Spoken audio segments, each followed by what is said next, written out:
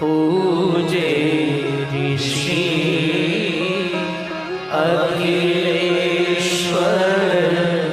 જાની. ભારતના ઋષિ કુંભજીએ આરતી ઉતારે છે, પૂજા કરી છે. જગત જનેતા છે, માં છે જગતની. ખૂબ આદર આપ્યો, સુંદર આસન આપ્યું છે. ભગવાન શિવજીએ કહ્યું કે મને કથાનું શ્રવણ કરવું છે. કુંભજ ઋષિ કહે છે મારી વાણીને પવિત્ર કરવા માટે હું કથા કહીશ. અત્ર વક્તા મહાદેવ, તમારા જેવા કોણ વક્તા હોઈ શકે મહાદેવજી? દરેક કથા કહેવામાં નિપુર્ણ પૂર્ણ તો આપ છો ભગવાન, પણ આપ જેવા મને શ્રોતા મળે તો મને કથા કહેવાનો એક આનંદ મળે ને. કથા કરને ત્યારે જ આનંદ આવે કે યોગ્ય શ્રોતા મળે. કથાનો આકાર કથાકાર ઉપર નથી, શ્રોતાઓ ઉપર તેનો આકાર હોય છે. ગંભીરતાથી, ધ્યાનથી, ભક્તિથી કથાનું શ્રવણ કરતા હોય તો વક્તા ખીલે. વક્તાને પ્રોત્સાહિત કરવો પડે છે, તેને આદર સન્માનિત કરીને તેને આહલાદિત કરવો પડે છે. ત્યારે એને અંદરથી કોઠામાંથી ખૂણે ખૂણે પડેલી વસ્તુ બધી એ શ્રોતાઓને સંભળાવે છે. તમે પ્રયાગ તીર્થના સંવાદે જો ઋષિમુનિઓ વારંવાર ચિરંજીવો ભવ, ચિરંજીવો ભવ, શ્રોતાઓ બધા ખૂબ જીવો પડકાર પડતા રહે. એ રીતે કથા સાંભળનાર કેવો છે, કથાનો શ્રોતા કેવો છે? ત્યારે કુંભજે કહ્યું મહાદેવ તમારા જેવા કથા સાંભળનાર મને મળે તો પછી હું કથા કેમ ન કહું? હૃદય ખોલીને હું કથા કહીશ. રામ કથા મુનિ બર્જ બખાને. તુલસીનો સુંદર પ્રસાદ છે રામચરિત માનસ.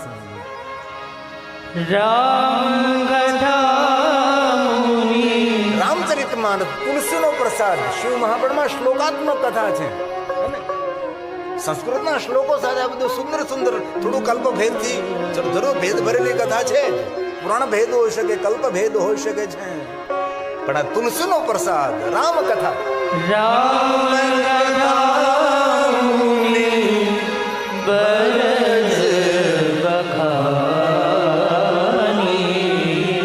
વખાણ કરીને એક પાત્રને ઉપજાવ્યા છે કુંભજી કહે છે. અને દિવ્ય ને ભવ્ય સુંદર કથાનું શ્રવણ કરતા મહાદેવ કહે છે કેવી અનુભૂતિ? સુની મહેશ પરમ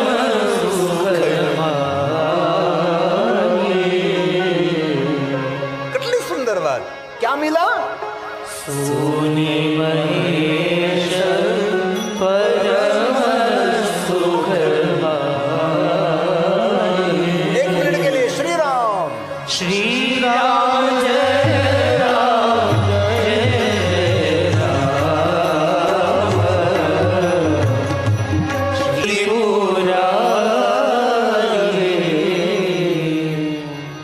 ચલે ભવન સંગ દક્ષ કુમાર. વિવેક ન જોયો, સત્સંગ પ્રેમ ન જોયો, પ્રભુ પ્રત્યેની કોઈ આદર ભાવના ન, ઋષિ પ્રત્યેનો કોઈ આદર ન જોયો, તો હવે શું કહ્યું છે? એ તો દક્ષની પુત્રી છે, આ જગતની માં થવાને લાયક નથી. વિવેક ન દેખાણો, શ્રદ્ધા ન દેખાણી, ભક્તિ ન દેખાણી, તો કહી દીધું કે એ તો જગતની માં થવાને લાયક નથી. ત્યાંથી શરૂઆત થઈ છે. પડઘમ વાગ્યા. કથા સુંદર કથા. શિવ અને સતી જઈ રહ્યા છે, રામજીનું દર્શન થાય છે. શંકર ભગવાન સમજાવવાનો પ્રયાસ કરે, મહાદેવની વાત ન માની. સતી ગઈ, સીતાનું રૂપ લીધું, રામજી ઓળખી ગયા. રામજી અને સતીનો સુંદર સંવાદ છે. સતી પાછા ફરે છે. શિવજીએ પ્રશ્ન કર્યો, શું કર્યું? પરીક્ષા લીધી. કછું ના પરીક્ષા લેની ગોસાઈ, જુઠ્ઠું બોલ્યા છે. રામ કોણ? રામ સત્ય છે. દર્શન સત્યનું કર્યું અને વ્યવહાર જૂઠ ભરેલો કર્યો. શિવજીએ મનોમન ત્યાગ કર્યા છે. દેવતાઓ જયજયકાર કર્યો. શિવ અને સતી કૈલાસ પહોંચે છે. સતી પ્રશ્નો કરે પેલા બાબા ધ્યાનસ્થ 87,000 વર્ષો વીતી જાય અને 87,000 વર્ષે સતીને પોતાની ભૂલ સમજાણી. સમયસર આપણી ભૂલ સમજાય તો કઈ વાંધો નહીં, પણ આ દુનિયામાં કોઈને સમયસર ભૂલ નથી સમજાણી. ઘણું બધું આપણે કરી બેસીએ પછી ભૂલ સમજાય છે, હે ને? સમયસર ભૂલને સમજવી એ બહુ કઠિન મુશ્કેલી પણ છે. કોઈની ભૂલ શોધવામાં ભેજવું જોઈએ, પણ પોતાની ભૂલને સ્વીકારવામાં તો કલેજું જોઈએ. અને ક્યારેક કાંઈ ભૂલ થઈ હોય તો સ્વીકાર લેવાની. ઘરમાં પણ દાદા દાદીઓએ પણ, મા બાપે પણ છોકરાને આગળ ભૂલ સ્વીકારવાની. બેટા મારથી વ્યવહારમાં થોડી ભૂલ થઈ ગઈ, મને ક્ષમા કરજે. ઘરનો વડીલ પણ ક્ષમા માગે, કેમ ન માગી શકે છે? ભૂલ થઈ છે, વ્યવહારમાં કોઈ પણ ની ભૂલ થાય. ને કોઈ માણસ એમ કહે કે મેં મારી જિંદગીમાં કોઈ ભૂલ કરી જ નથી, તો તેને કઈ કામે નથી કર્યું. કામ કર્યું એની ભૂલ થાય, જેને કામ ન કર્યું એની ભૂલો શું થવાની તે ભાઈ? ભૂલો ક્ષમાને પાત્ર છે, ભૂલ દંડને પાત્ર નથી. જાણી જોઈને કરે દંડને પાત્ર છે. હવે અમે 3 કલાક 4 કલાક કથા કરીને કોઈ 3-4 કલાકમાં એવું કોઈ વાક્ય બોલાઈ ગયું ભૂલથી, આવેગમાં, આવેશમાં, તો એ કઈ દંડને પાત્ર નથી, ક્ષમાને પાત્ર છે ભાઈ. 3-3 4-4 કલાક એક ધરો બોલે છે, એકાદું વાક્ય ક્યારેક એવું ન નીકળે પણ ક્યારેક એવું બની જાય તો સમાજ તેને પકડી લે. અત્યારે ઘણું બધું સમાજને મારે સાચું ને સારું માર્ગદર્શન કરવું છે, પણ સોશિયલ મીડિયાનો એટલો ડર છે કે સમાજને યોગ્ય દિશા આપણે નથી આપી શકતા. અને આપણી સભાઓ બધી જાહેર થાય, આપણી કોઈ ખાનગી સભાઓ નથી થતી, તેથી ઘણો આપણો સમાજ ગેરમાર્ગે દોરાઈ રહ્યો છે. સતીએ ક્ષમા માગી શંકરજી, નેત્રો ખોલ્યા છે, લગે કહન હરિકથા રસાલા. ભગવાન શંકરજી કથાનો પ્રારંભ કરે છે, સતી કથાનું શ્રવણ કરે છે. કથામાં ચિત્ત નથી, મન નથી, તે દુર્ભાગ્ય હોય. કથામાં જેનું ચિત્ત ન હોય, મન ન હોય. અને બહુ હૃદયથી તમને પ્રાર્થના કરું છું, દીકરાના લગ્નમાં કરોડો રૂપિયાના ખર્ચ કરવા લાખો લોકો છે.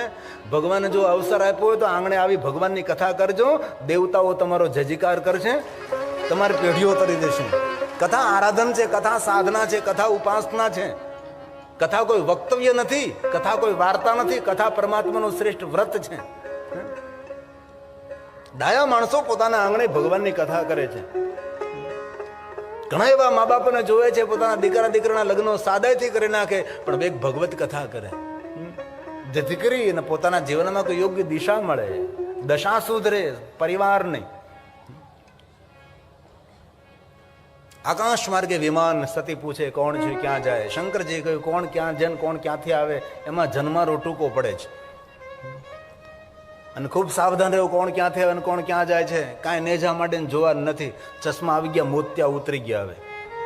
હવે હું જોવાની જરૂર છે? બેહો શાંતિથી નીલકંઠ મહાદેવના શિવાલયે જઈ અને કા માળા લઈને બેઠો. બહુ જોયું હવે બધું જ. શું કહ્યું? આ મજામાં નથી કહેતો, તમને નથી કહેતો, હું તો ખાલી આકાશવાણી બોલું છું ખાલી. શિવજીએ કહ્યું કે સતી ધ્યાન આપો ભગવાનની કથામાં. વારંવાર સતી પૂછે, જ્યારે ભગવાન શંકરે કહ્યું તમારા પિતા યજ્ઞ કર્યો છે. મહાદેવે કહ્યું નહીં જવાનું, તો પણ સતી જવા થાય. પ્રજેશ નગરમાં આવે, નગરવાસીઓનો આદર કરે, માતા ખૂબ વહાલ કરે, માતા ખૂબ પ્રેમ કરે. વીરણી કહે જા બેટા સતી યજ્ઞનાળના દર્શન કર, પછી પાછી આવ. આપણે મા દીકરી બેઠા બેઠા સુખ દુઃખની વાતો કરીએ, પણ માને થોડી ખબર છે કે સતીની છેલ્લી મુલાકાત છે. આપણને પણ આપણા જીવનમાં ખબર નથી કોની પહેલી મુલાકાત, કોની અંતિમ મુલાકાત. તેથી જીવન માર્ગમાં જે મળે તેને સાથે મધુર વ્યવહાર, સારો વ્યવહાર. શા માટે વિપરીત વ્યવહાર કરવો જોઈએ આપણે? કભી નહીં. દુશ્મનો માટે પણ સારો વ્યવહાર કરવો. શત્રુતા ભલે હોય, મંદુક ભલે હોય, પણ એ જયારે આવે ત્યારે મીઠા મધુર શબ્દોથી આવકારવો તેને. તેનું પણ હૃદય પરિવર્તન થઈ શકે તમારા વાણી વ્યવહારથી. તલવારના કામ કરે એના કરતા સુંદર મધુર વ્યવહાર મોટું કામ કરી જાય છે.